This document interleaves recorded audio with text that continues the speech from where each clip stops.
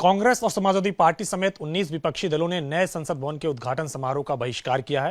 हमारे साथ बातचीत के लिए मौजूद हैं समाजवादी पार्टी के राष्ट्रीय महासचिव और राज्यसभा सांसद professor Ramgopal Yadav ji. Sir, BJP ये कह रही है कि विरोध करना प्रतीक हो गया है विपक्ष का और अपने जो फैसले हैं उसको रिकंसीडर करना चाहिए और इतने बड़े समारोह में शामिल होना चाहिए।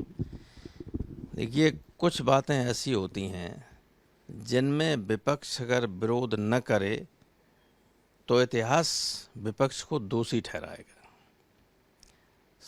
हमारा संविधान और सारे लोग जानते हैं कि राष्ट्रपति संसद का अभिन्न अंग है। संसद के 3 अंग हैं, नंबर 1 राष्ट्रपति, नंबर 2 राज्यसभा, नंबर 3 लोकसभा। तो और वही लेजिस्लेचर का प्रमुख भी है राष्ट्रपति। उसके द्वारा उद्घाटन न हो नई संसद भवन का, इसका औचित्य किसी की समझ में नहीं आ सकता। किसी की, जो राइट थिंकिंग लोग हैं, जो सही तरीके से सोचने वाले हैं, जो संसदीय मान्यताओं मर्यादाओं की बात करने वाले हैं, जो एक प्रॉपर्टी होती है, उसके हिसाब से राष्ट्रपति को ही इसका उद्घाटन करना चाहिए था। लेकिन बीजेपी सारी जो संसदीय मान्यताएं हैं उन सबको धीरे धीरे भूलने लगी। सर, अगर बात करें तो उत्तर प्रदेश के उप मुख्यमंत्री केशव प्रसाद मौर्य ने यह कहा है कि जो राष्ट्रपति वर्तमान में है, इन्हीं की जब निर्वाचन हो रहा था तो आप लोगों ने विरोध किया था और अब सिर्फ और सिर्फ इसलिए विरोध कर रहे हैं क्योंकि प्रधानमंत्री की लोकप्रियता है। देखिए, इनके बयान पे तो मैं कोई प्रतिक्रिया देना ही नहीं चाहता हूँ कि इनका और संसदीय मान्यताओं का क्या संबंध है। इनका इतिहास देखिए उठा के। सर, एनडीए ने भी कल अपनी ओर से पत्र जारी किया है और कहा है कि आपको अपने फैसले पर रिकंसीडर करना चाहिए और फैसला उचित नहीं है। ये उनका कहना है। हम लोग ये कह सकते हैं कि प्रधानमंत्री को स्वयं राष्ट्रपति के द्वारा इसका उद्घाटन कराना चाहिए था। उनको एक विशिष्ट अतिथि के रूप में वहाँ रहना चाहिए था, जिससे हमारे राष्ट्रपति, उपराष्ट्रपति सभी इस बड़े कार्यक्रम में शामिल हो सकें।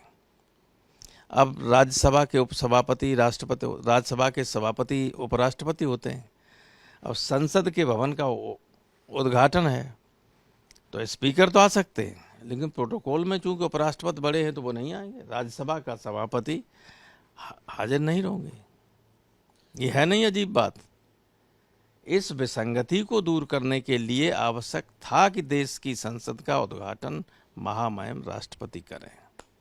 सर, आपका एक पुराना बयान भी वायरल हो रहा है जिसमें आपने कहा था कि प्रधानमंत्री संसदीय परंपरा में सबसे ऊपर होता है, तो इस पे बहस नहीं होनी चाहिए उद्घाटन को लेकर। देखिए, जिन्होंने ये बयान लिया था उन्होंने पूरी बात हमारी नहीं, आपने आधी सुनी। हमने कहा यही था, लेकिन ये कहा कि चूंकि संसदीय लोकतंत्र में प्रधानमंत्री असली कार्यपालिका होता है, अगर वो नहीं राष्ट्रपति से कराना चाहता है तो कोई बाध्य नहीं कर सकता, लेकिन कायदे से राष्ट्रपति से ही कराना चाहिए। वो हमारा बयान सही नहीं था। हम कैसे ये कह सकते? मैं तो पॉलिटिकल साइंस का स्टूडेंट हूँ। मैं जानता हूँ कि राष्ट्रपति क्या है। मैं जानता हूँ कि राष्ट्रपति को संविधान ने कोई ज़्यादा अधिकार नहीं दिए हैं, लेकिन संविधान ने ही राष्ट्रपति को संसद का प्रमुख बताया है। तो वही उसका उद्घाटन न करे, ये गलत है। चूंकि 19 विपक्षी दल साथ हैं तो 2024 के पहले क्या एक तस्वीर तैयार की जा रही है बीजेपी से मुकाबले की? अब ये तो बाद की बात है, क्या करेंगे, लेकिन देश की जनता तो ही मांग कर रही है। जनता परेशान है। कहीं भी लोगों का जीवन सुरक्षित नहीं, प्रॉपर्टी सुरक्षित नहीं, क्या स्थिति हो रही, किसी का सम्मान नहीं सुरक्षित है। लोग डर की वजह से बोल नहीं रहे, लेकिन अंदर अंदर सब चाहते हैं कि इस व्यवस्था का अंत हो। सर, चूंकि अगर बात करें तो नीतीश कुमार ने अखिलेश यादव जी से आके मुलाकात की थी और इसके अलावा अन्य कई सारे नेताओं से मुलाकात कर रहे हैं। गिरिराज सिंह ने कहा है कि उनके पास बिहार में जमीन नहीं है और चले हैं सबके साथ गठबंधन करने के लिए। जमीन नहीं तो सरकार कैसे बनाए हुए?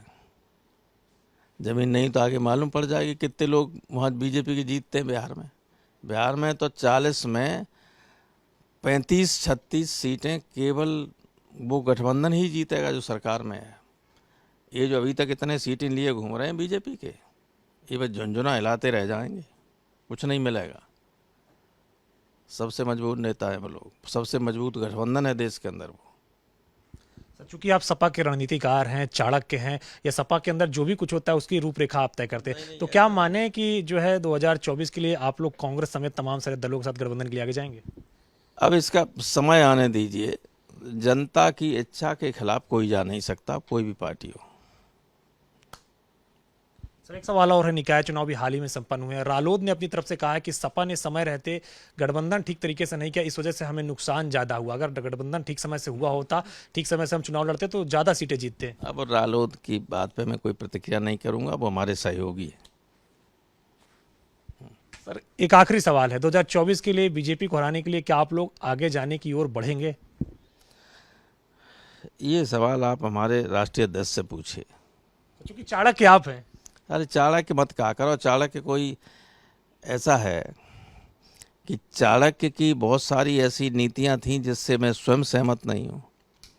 जैसे चाणक्य ने कहा था कि आप लक्ष्य प्राप्त करने के लिए चाहे जोन से साधन प्रयोग करें, if and is well all is well, अगर अंत में ठीक है तो सब ठीक है।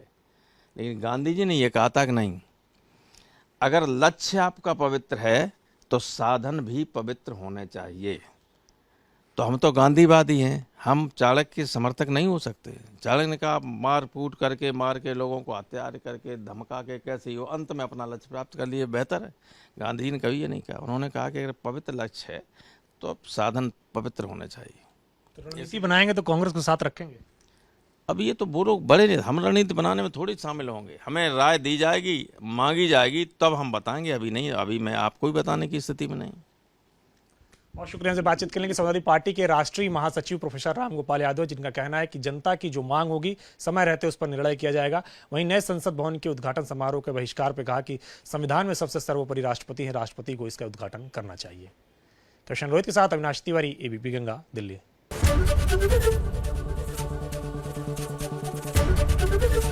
एबीपी गंगा, खबर आपकी, जुबान आपकी।